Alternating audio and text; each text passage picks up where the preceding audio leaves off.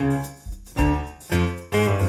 suis Arthur Harari, j'ai réalisé un film qui s'appelle Onoda et je suis là pour en parler dans Écran Étoile.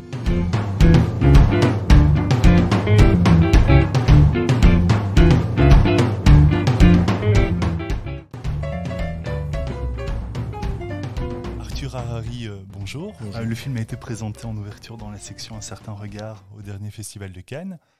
Le but de la section, c'est de mettre en lumière un cinéma plus original et audacieux. Je ne sais pas si vous saviez, mais Al Pacino, Anjelica Huston et François Sagan sont passés par là. Quel est votre ressenti par rapport à cette expérience ? Alors déjà, je ne savais pas que ces noms... être à Cannes, c'était super, et Un certain regard... En plus, cette année, j'ai cru comprendre que le comité officiel avait décidé de modifier, de rénover un peu cette section et de la rapprocher de son ambition initiale, effectivement. Alors, ça ne veut pas forcément dire que les années d'avant, il y a toujours des films exceptionnels à certains regards, mais donc on sentait qu'il voulait une espèce de reboot comme ça. Et donc, et puis le fait qu'on nous propose l'ouverture, c'était génial parce que le film était mis en avant. Donc non, j'ai que des choses positives à en penser. Ouais. Alors, avec Onoda, 10 000 nuits dans la jungle, vous réalisez votre deuxième film, après Diamant Noir, sorti en 2016, pardon. Le film possède un côté, Diamant Noir, un côté réaliste. Et aussi un point commun aussi avec Onoda, parce qu'il y a aussi ce côté réaliste. Est-ce que vous recherchez un cinéma vérité comme ça, quelque chose de... Pour moi, le réalisme, oui, c'est vrai que c'est quelque chose qui importe beaucoup pour moi, mais qui n'est pas, n'est pas la seule chose que je recherche et qui n'est pas strictement lié à une dimension purement documentaire.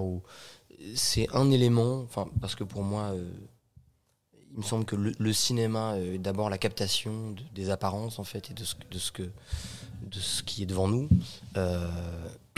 Mais en fait, dès qu'on filme quelque chose de l'ordre de l'artificialité ou de la subjectivité ou de la déformation est obligatoire, quoi. Donc, ce qui m'intéresse, c'est d'articuler, de chercher une représentation qui à la fois ne nie pas l'espèce de dimension de captation photographique qui est obligatoire et qui en même temps la fait cohabiter avec une dimension je sais pas comment l'appeler, esthétique ou poétique qui complexifie en fait le rapport à la réalité.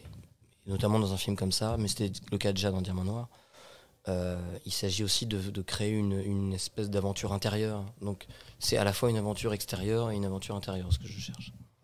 Et c'est réussi ici parce qu'on voyage aussi à l'intérieur. Vous laissez aussi une grande liberté aux spectateurs. Mais c'est vrai que j'y reviendrai par la suite. Pour nos auditeurs, peut-être donc rappeler un peu le résumé. Donc c'est l'histoire qui débute à la fin de l'année 1944.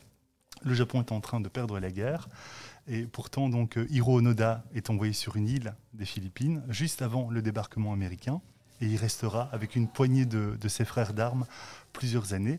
Lui, presque 30 ans. C'est tiré d'une histoire vraie, ça, il faut le dire, je pense, d'emblée. Et qu'est-ce qui vous a motivé forcément à réaliser ce projet pharaonique ? L'histoire elle-même m'a frappé, elle est frappante. J'ai pas eu à me forcer pour la trouver intéressante. Mais quand j'ai découvert cette histoire, ça m'a tout de suite arrêté et fasciné. Et au départ, purement, c'était quelques lignes sur la page Wikipédia de Onoda. Et ensuite, j'ai trouvé un livre qui a confirmé toute la profondeur et la richesse de cette histoire. Et donc ça m'a semblé être une forme de nécessité pour moi de la raconter. Au-delà du fait que l'histoire est intéressante et qu'elle a une dimension complètement inédite et folle, le personnage, cette espèce d'obsession de croire à une version de la réalité qui est sans cesse contredite mais qu'il ne veut pas lâcher, ça me parlait très intimement, ça. Et il y a quelque chose qui me semblait Enfin, je voulais je voulais que ce soit moi qui raconte cette histoire. Je saurais pas exactement dire pourquoi, mais ça me semblait vraiment une nécessité. J'ai lu, mais alors je me suis peut-être fourvoyé, mais donc vous aviez été au Japon, faire une rencontre au Japon et rencontrer d'ailleurs Bernard Sandron. Ce ne serait pas lui qui avait justement fait un livre dans les années 70. Ouais, en fait, le livre que j'ai trouvé, oui, c'est un livre que Bernard Sandron et un autre auteur qui s'appelle Gérard Chenu, mais dont on ne sait pas s'il est encore vivant, parce que même Bernard n'arrive plus à retrouver sa trace. On a essayé de le contacter et on n'a pas réussi, donc s'il nous entend. Mais voilà, ils ont écrit ce livre au retour d'Onoda au Japon. Ils ont été le rencontrer, ils ont rencontré différents protagonistes encore vivants à l'époque. Ils ont été sur l'île de Lubang. Et moi j'ai trouvé ce livre que j'ai acheté d'occasion. Maintenant il est réédité, mais à l'époque il était épuisé, donc je l'avais trouvé. Et c'est un livre vraiment remarquable qui est un livre pour le coup documentaire, mais extrêmement intelligemment construit, de manière non chronologique, et qui touchait vraiment du doigt toutes les dimensions un peu vertigineuses de l'histoire, et notamment la dimension temporelle et la dimension presque onirique. C'est-à-dire que Onoda, c'est comme si plus les années passent, plus il vit une forme de rêve, mais enfin il tient une forme de chimère, de rêve, mais ce rêve est incarné pour lui de manière très réelle. Donc ça rejoint ce que je disais tout à l'heure sur mon approche moi du cinéma et du réalisme. C'est que c'est quelqu'un qui a vécu pendant 30 ans une version alternative de la réalité, mais qui pour lui était très vraie, alors qu'elle était fausse objectivement si on prenait du recul. Oui. Et donc oui, Bernard, je l'ai rencontré, mais je crois d'ailleurs que je l'ai rencontré à Paris. C'est-à-dire que c'est quelqu'un qui vit au Japon, mais qui vient régulièrement à Paris, et qui n'écrit plus du tout de livres d'ailleurs, qui a complètement, qui a fait sa vie ailleurs.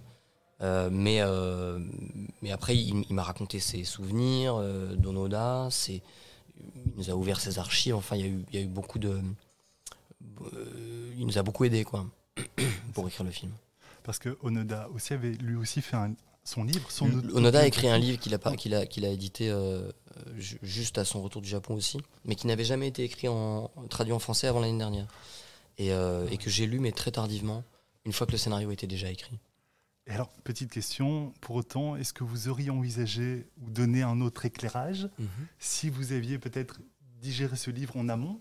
Le livre d'Onoda lui-même? Le livre d'Onoda, oui. C'est possible, mais d'ailleurs je pense que si j'ai pas voulu le lire avant un moment assez tardif, c'est que je voulais faire une fiction en fait. Moi je voulais d'une certaine manière inventer mon personnage, réinventer mon personnage, parce que d'ailleurs c'est effectivement inspiré d'une histoire vraie, mais c'est pas écrit dans le film, c'est un fait, mais je ne voulais pas me cacher derrière ça, disons. Je voulais pas faire un biopic, je voulais pas faire un film documentaire ou un film purement historique qui retracerait les faits.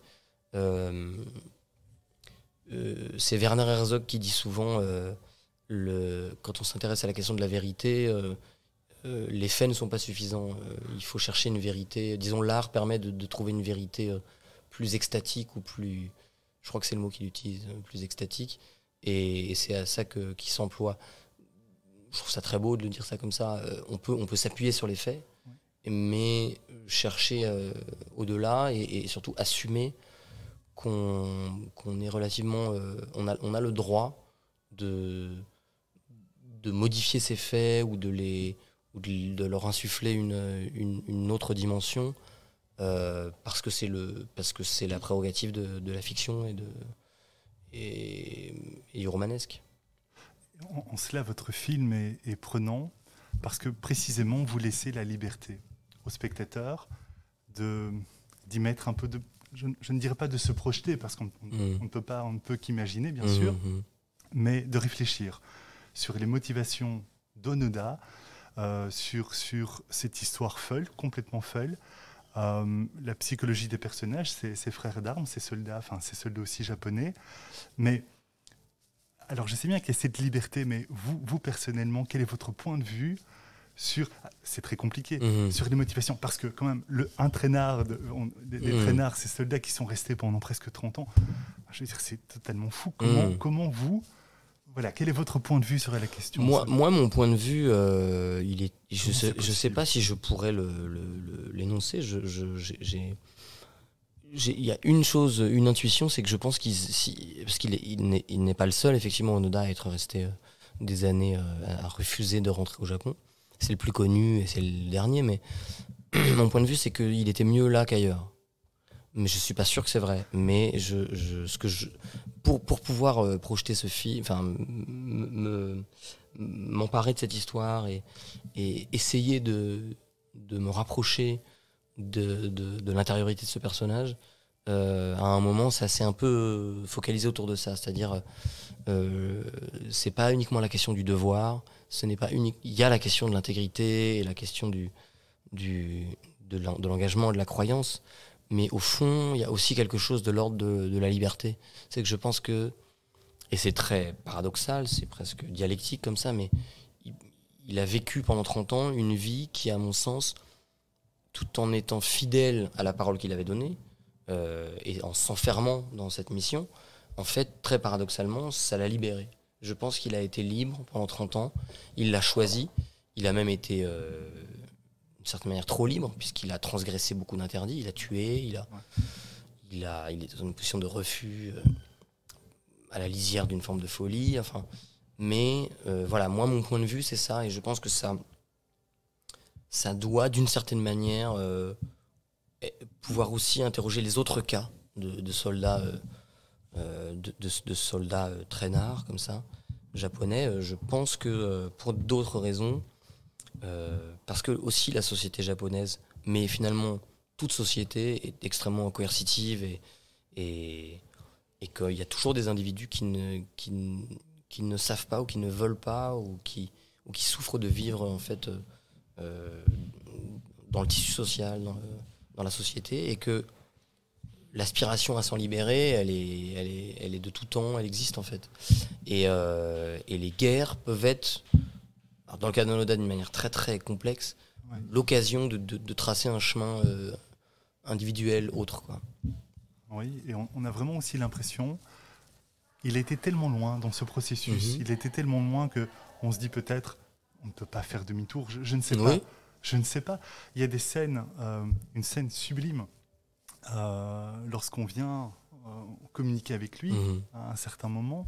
Je veux dire, il y a on fait intervenir, alors je ne veux pas dévoiler parce que voilà, des gens qu'il connaît. Des gens qu'il connaît. Ouais. Et même ça, c'est une machination. Ouais. Même ça peut être, cette vérité peut être une forme de propagande aussi, ouais, parfois. Ouais, ouais. Donc c'est vraiment, je veux dire, on est vraiment le spectateur, il est littéralement pris, c'est viscéral avec lui, dans ce désordre qui semble le dépasser. Enfin, moi j'ai vraiment l'impression qu'il semblait aussi dépassé par ça, tiraillé par l'aventure qu'il vivait.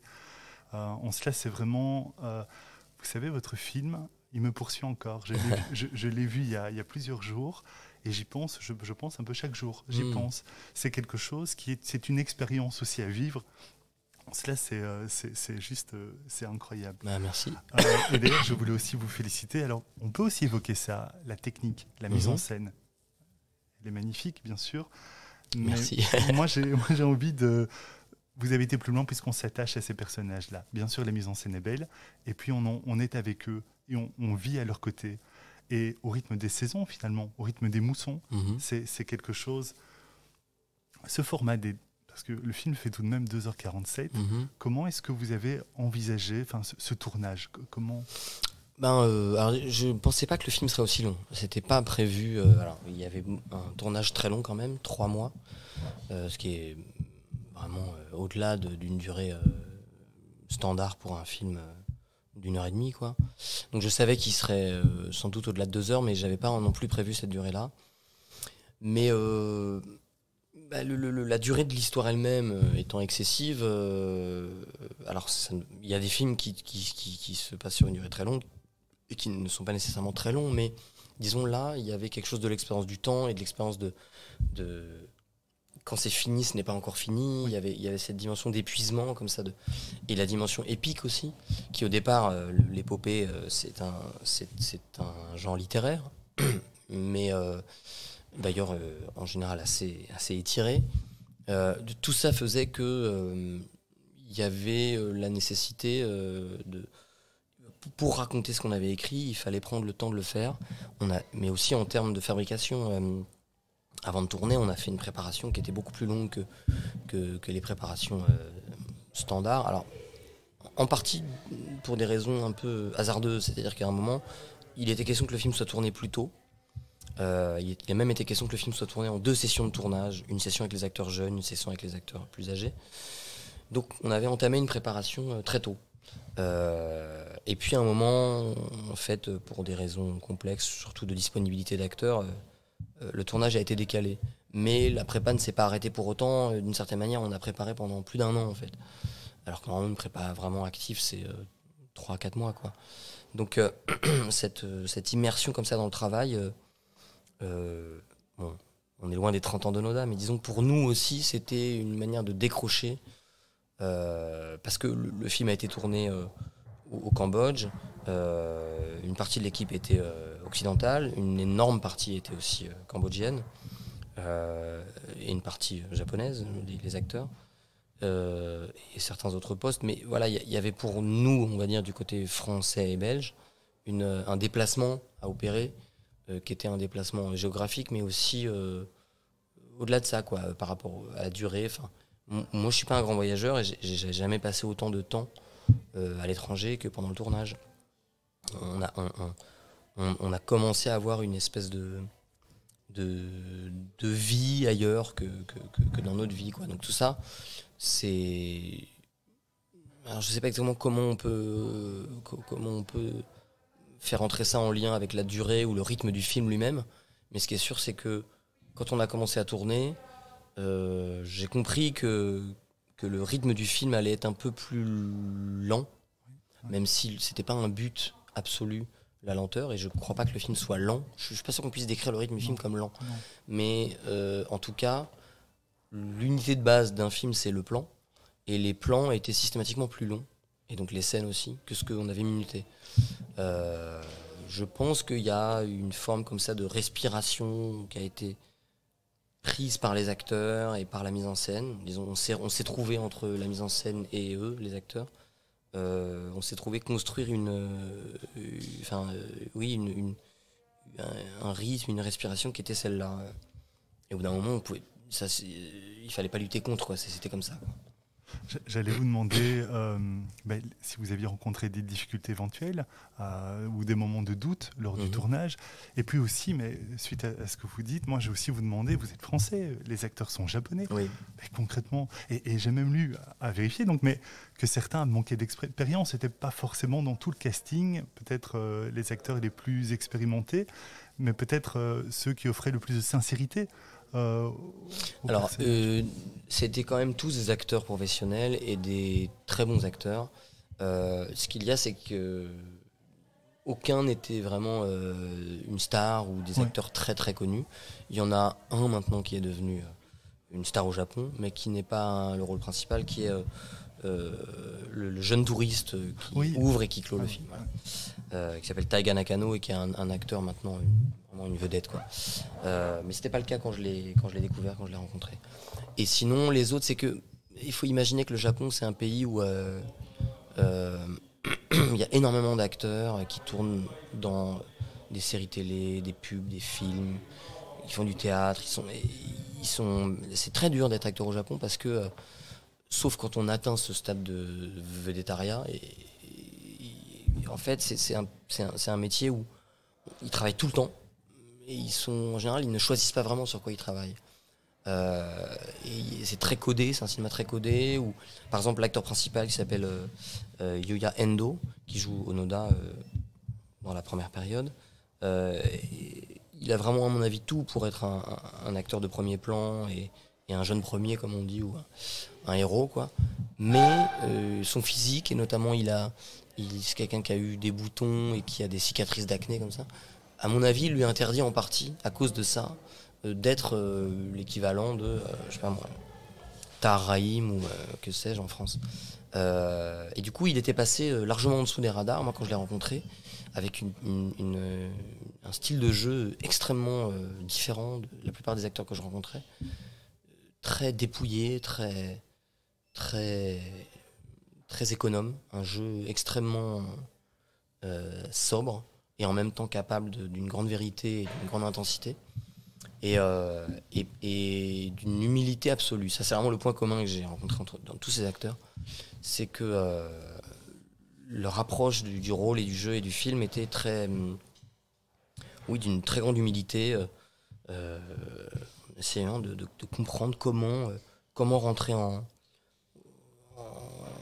au diapason de ce que je cherchais, une capacité d'écoute et de travail énorme et une ouverture, alors qu'ils étaient loin de chez eux, ils devaient s'abandonner à un réalisateur qui ne parlait pas leur langue. Enfin. Donc il y a eu une confiance. Alors tout ça a été aussi rendu possible par le traducteur, voilà, qui traduisait tous mes échanges avec eux et qui était aussi le traducteur du scénario, qui s'appelle Yu Shibuya, et qui est un ami et qui a fait un travail vraiment très très important pour le film, parce que moi j'avais une confiance totale dans ce qu'il disait, dans comment il retranscrivait ma parole et dans comment il retranscrivait la parole des acteurs. Et eux aussi, ils ont compris à un moment qu'ils pouvaient s'abandonner entièrement. Donc la question de la confiance était partout, quoi. Il y avait, je dirais, une atmosphère très confiante et amicale, et extrêmement sérieuse et concentrée aussi, qui nous a permis vraiment de chercher ensemble la vérité des personnages, quoi. Y a-t-il un souvenir, une anecdote que vous voulez partager sur le tournage? Il y a un moment un peu épiphanique comme ça que j'ai vécu et qui me reste très fort. Un moment, dans le film, il y a un village, un village détruit en ruine comme ça, dans lequel les personnages avancent et constatent les traces de la présence américaine, un peu fantomatique comme ça. Et donc c'était un décor qui avait été construit des mois avant, d'abord intact, on l'avait filmé intact pour une scène, et puis il avait été détruit par l'équipe de déco. Et surtout, il était resté c'était de part et d'autre d'une route sur laquelle normalement il n'y a rien. Donc on avait construit sur quelques centaines de mètres un décor indigène.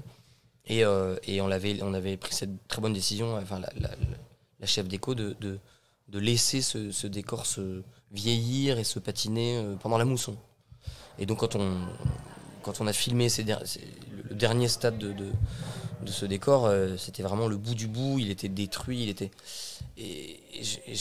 c'était une pause déjeuner, je crois, je marchais au milieu de ce décor avec beaucoup de soleil et je me suis rendu compte à quel point je me sentais heureux. J'avais l'impression qu'il fallait que je profite absolument de ce moment-là, parce que tout ça avait été fait parce qu'à un moment j'avais écrit dans mon scénario il traverse un village détruit et que c'était là, ça avait été construit, que tout le monde travaillait, il y avait énormément de monde qui travaillait à faire ce film et en traversant cette espèce de rue qui ressemblait à une rue de western, je me suis dit mais c'est quand même incroyable d'avoir le privilège de faire ça, et voilà, qu'on me donne la possibilité de travailler comme ça et de créer comme ça, c'était un énorme bonheur. Voilà, ça m'a marqué ce moment-là. Merci beaucoup. Merci à vous. Arthur Harari.